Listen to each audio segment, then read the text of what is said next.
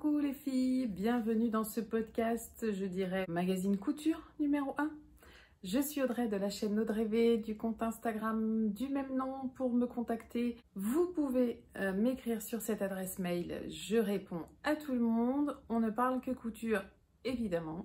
Je vous avais dit préparer le podcast du livre Coudre le stretch après le vote unanime sur... Non, c'est pas vrai, c'est pas unanime, mais en tout cas à la majorité sur Insta et sur YouTube. En préparant le podcast de ce livre, qui est quasiment prêt, mais pas tout à fait, je me suis aperçue que j'avais besoin de coudre un modèle pour vous parler de plein de choses dans ce livre. Notamment, vous parlez des patrons, vous parlez des planches de patrons, vous parlez de la technique de couture proposée. Il faut quand même que je couse un modèle, je n'ai pas eu le temps, donc je décale à, je pense, dans 15 jours, la sortie de ce podcast, parce que j'ai envie que le contenu soit quand même un petit peu intéressant, voyez-vous. Et du coup, c'est pas grave, parce que... Alors, c'est peut-être grave pour certaines si vous l'attendiez, mais vous allez vous en remettre. Donc, j'ai choisi, pour combler ce vide, de vous présenter un magazine. C'est un magazine Burda Easy. Je vais vous faire défiler les photos au fur et à mesure que je parle, parce que c'est plus pratique pour moi.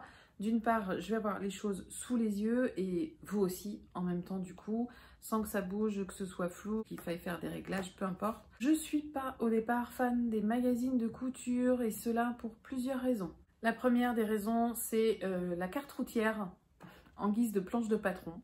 Ça pour moi c'est vraiment rédhibitoire, j'ai pu le vérifier à plusieurs reprises, ça ne m'intéresse pas de me vriller les yeux sur ce genre de planche. Vraiment... non. Les filles, je vous passe juste un tout petit passage vidéo pour vous montrer ce que j'ai vu dans le podcast de Fêlé de la Bobine qui présente des planches de patron Burda de 1982. Vous allez halluciner. Et je vais vous montrer la planche de patron. Mais alors attention, là, préparez-vous. J'ai failli m'évanouir quand j'ai vu ça. Alors là, il y a de la couleur. Il y en a deux. Préparez-vous, hein.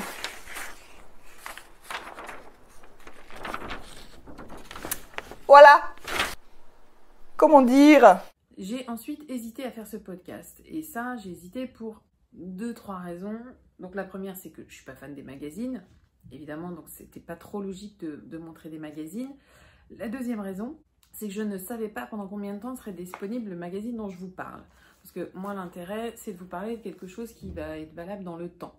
Donc si ce magazine vous intéresse dans 2 mois quand vous tombez sur ce podcast, il faut que vous puissiez le trouver. Apparemment, c'est possible. On peut les commander en ligne sur le site Burda. Et la deuxième raison, c'est que je n'ai pas de maison de la presse à côté de chez moi qui soit fournie en magazine couture. J'ai une maison de la presse à 400 mètres, mais en revanche, pour ce qui est couture, c'est assez vieillot. C'est des choses que je n'ai absolument pas envie d'acheter, donc vraiment pas de vous proposer ni de vous présenter. Mais je ne connais pas tout. Donc peut-être que vous, de votre côté, il y a des magazines que vous avez envie de découvrir ou que je vous présente peut-être une fois par mois, je n'en sais rien. Dites-moi à l'issue de celle-ci pour voir si la façon dont je m'y prends vous convient, parce qu'il y a ça aussi quand même. Je pense que des choses existent déjà, mais peut-être que ma façon à moi vous intéresse aussi, donc pour compléter les choses. Donc vous me le laissez en commentaire, si vous avez des suggestions, je les prends. Alors, je ne vais pas forcément attendre vos conseils ou vos retours parce que je viens de commander le magazine La Maison Victor du juillet-août. Il y avait une offre, si on prenait pour 15 €, les frais de port étaient gratuits. Donc j'ai pris le magazine et un patron qui me faisait envie depuis un petit moment. Donc ça tombait très très bien, ça fait longtemps que je n'ai pas acheté de patron en fait. Et de découvrir ce Burda Easy m'a donné vraiment envie de redécouvrir les magazines. On verra, peut-être que je me suis plantée. Donc je suis déjà sûre de vous faire la revue du magazine La Maison Victor de juillet-août. Donc dès que je le reçois, je vous prépare ça. Je vous laisse avec moi.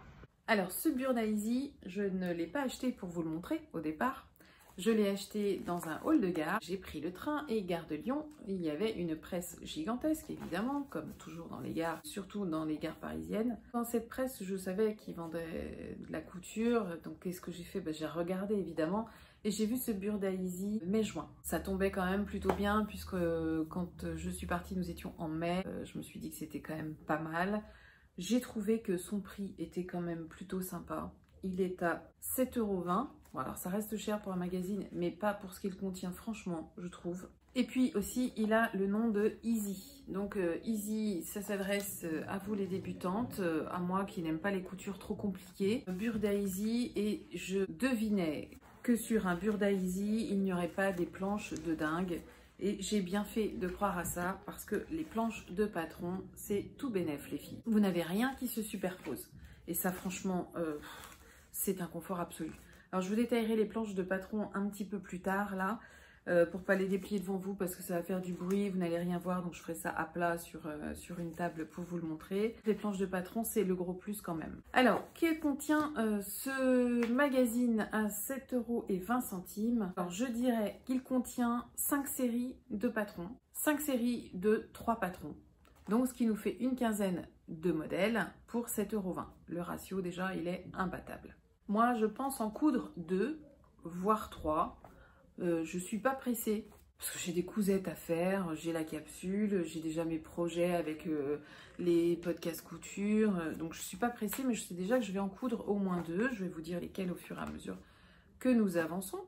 Donc, c'est un magazine que vous pouvez vous procurer, je pense, encore dans plusieurs presses, hein, j'imagine dans les grandes presses. Et sinon, vous pouvez le commander sur le site de Burda. Je vous mettrai le lien en dessous aussi. Le hic, parce qu'il faut toujours des hicks, c'est que ça ne va que jusqu'au 44. Donc du 34 au 44, je sais qu'à partir de là, il y en a plusieurs d'entre vous qui vont passer leur chemin. Et j'en suis désolée.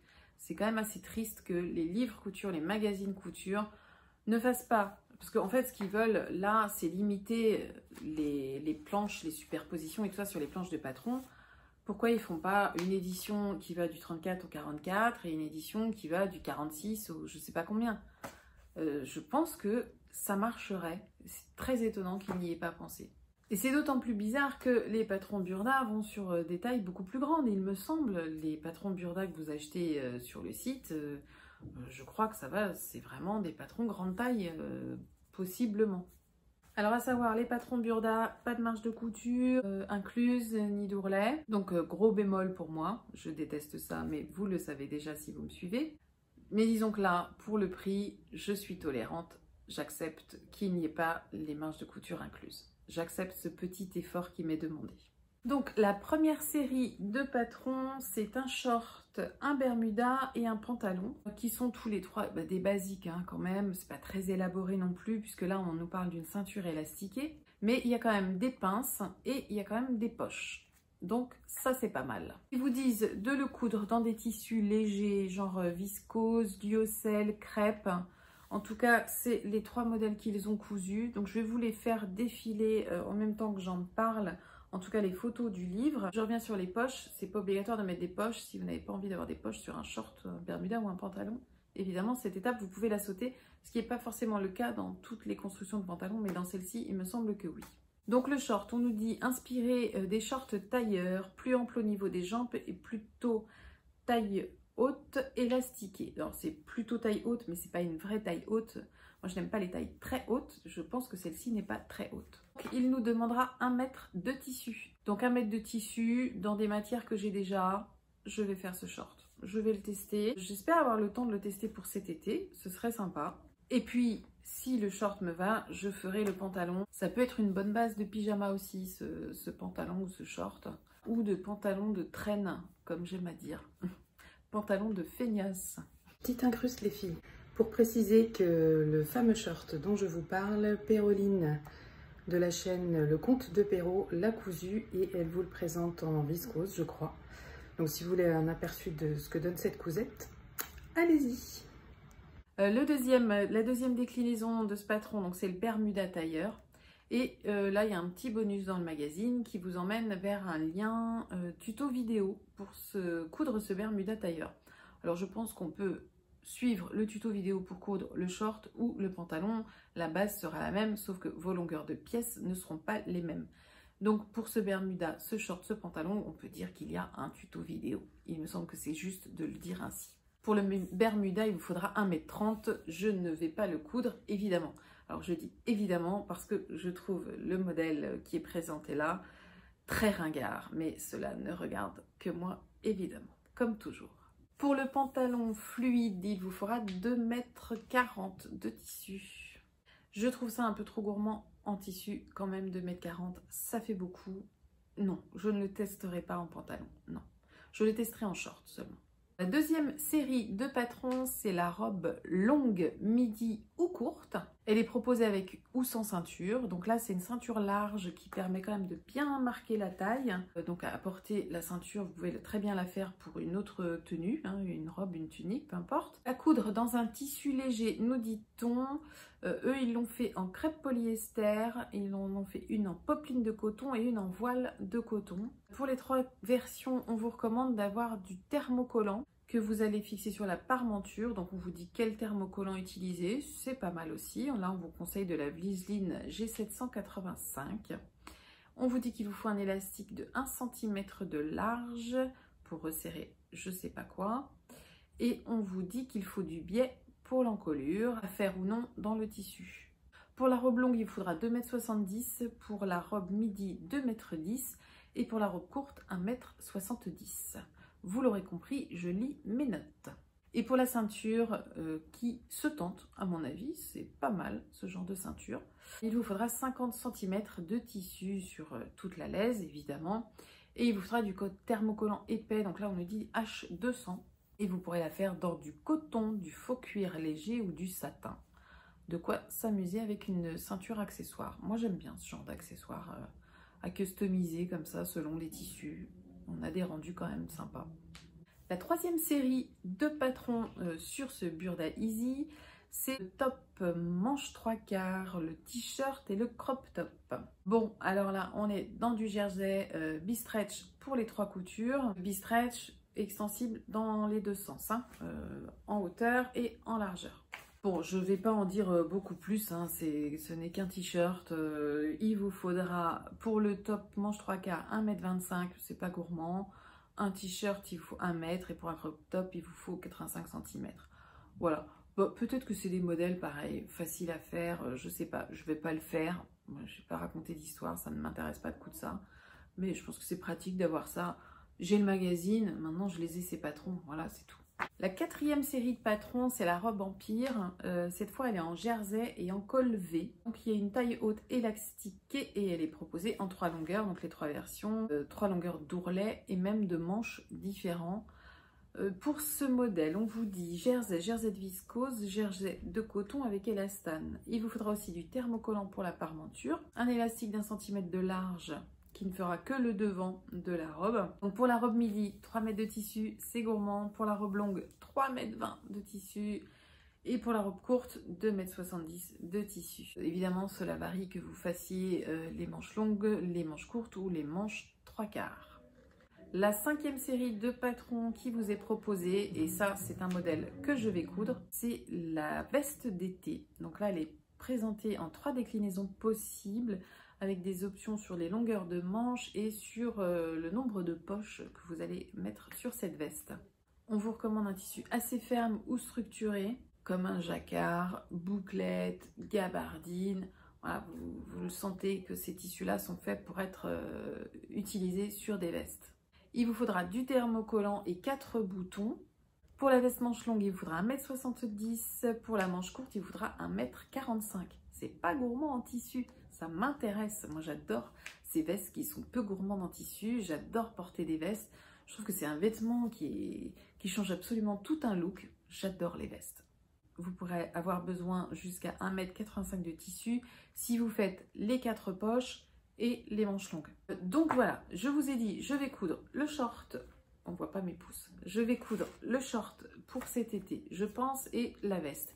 Donc ça me fait 2 patrons que je suis sûre de tester pour 7,20 €. Ça fait pas cher, ça fait pas cher le patron, si ça colle, c'est super, on est content. Maintenant que je vous ai présenté les patrons de ce magazine, il faut savoir que le Burda Easy est quand même plutôt bien fait pour les débutantes, je trouve. En tout cas, les débutantes qui ont quand même déjà un peu cousu. Hein. Vous avez plusieurs pages qui vont vous aider à la couture. Donc, je suis obligée de lire parce que je n'ai pas retenu ça par cœur, évidemment. On vous aide à préparer votre tissu, à prendre vos mesures. On vous explique où prendre les mesures, etc. Et vous avez un cahier de couture pour chaque modèle. Dans ce cahier de couture, on vous dit quelle fourniture vous avez besoin, les pièces à découper et dans quel nombre. On vous donne des explications de montage et d'assemblage. On vous explique comment modifier le patron à certains endroits. On vous explique la découpe du patron et on passe en revue les termes de couture d'usage, je dirais, les plus fréquents en tout cas, et ceux utilisés dans ce magazine. Pour ce qui est de mon avis global sur ce magazine, je dirais sans avoir cousu et en partant du principe que pour les 2 modèles que je vais coudre, ça va coller. Je suis plutôt satisfaite parce que là, vraiment, c'est pas cher et je rappelle que les planches sont à un prix très sympa. Comme je ne vais pas déballer la planche tout de suite, je ferai une incrustation dans cette vidéo pour vous montrer les planches. Donc maintenant. Alors, je vous détaille un petit peu les planches de patron pour vous montrer que rien ne se superpose. Même pas 2 pièces se superposent. C'est quand même plutôt fabuleux, je trouve. Voilà, c'est très clair. Bon, ça reste du papier de soie, donc c'est quand même très très fin, hein, vous voyez. Si vous pensez coudre un modèle dans plusieurs tailles, bah, vous le décalquez, hein, vous le reproduisez sur une bâche. Moi, c'est ce que je fais.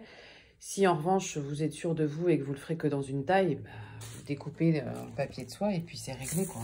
Pour vous montrer les tailles, on les lit quand même plutôt bien. Bon, bah écoutez, je suis plutôt contente. Franchement, c'est encore mieux que ce que je pensais. Une fois déplié, c'est vraiment très bien.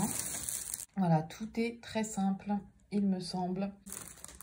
Bah, je crois que j'ai fait le tour. Donc en fait, sur chaque planche, j'ai 3 ou 4, je sais plus combien, planches de patron.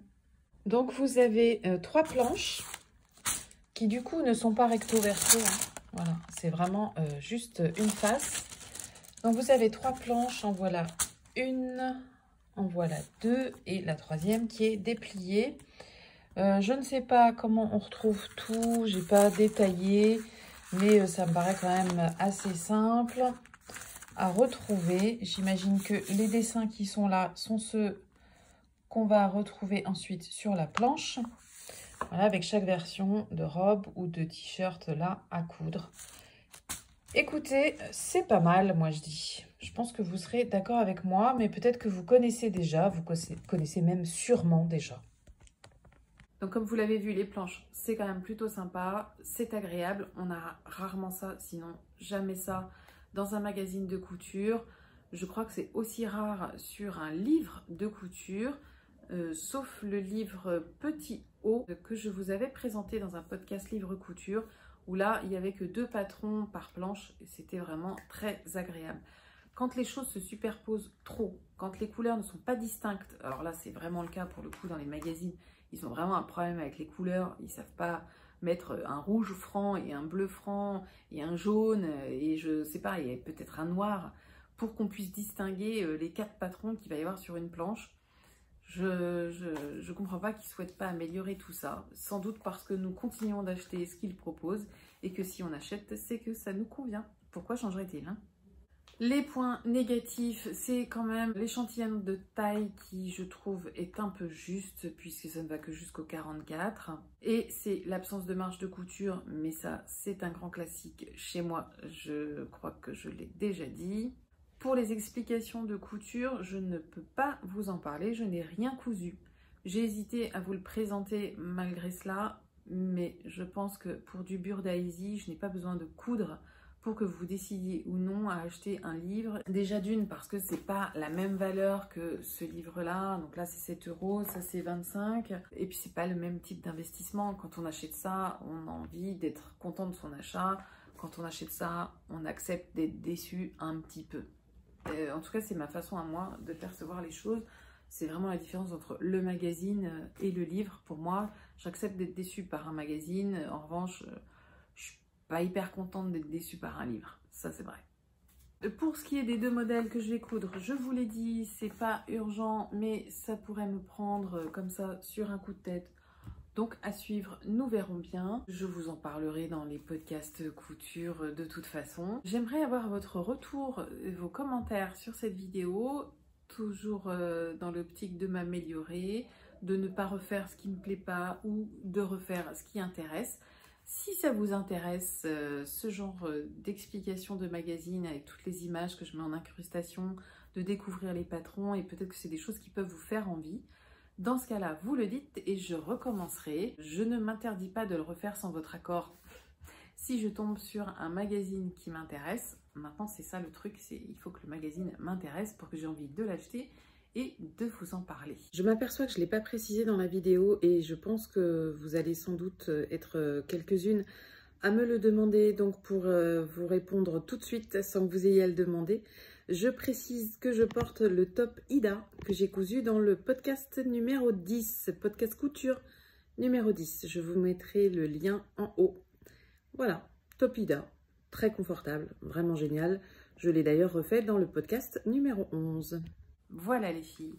Et bien comme d'habitude, j'espère que vous avez passé un bon moment. Je vous remercie d'être de plus en plus nombreuses à me suivre. Ça me fait chaud au cœur de voir que ce que je fais vous intéresse quand même dans sa globalité. Et que vous êtes encore là, que je trouve ça hyper agréable de vous reconnaître d'un podcast à l'autre par vos petits coucous, par vos petits mots. Cette communauté, je l'adore. Je remercie aussi toutes celles qui ne sont que de la communauté YouTube, ou en tout cas qui préfèrent YouTube à Insta et qui répondent à mes sondages aussi sur YouTube parce qu'ils sont précieux ces sondages-là, ils me permettent vraiment de compléter. Dès que je fais un sondage sur une plateforme, je vais chercher l'info sur l'autre plateforme.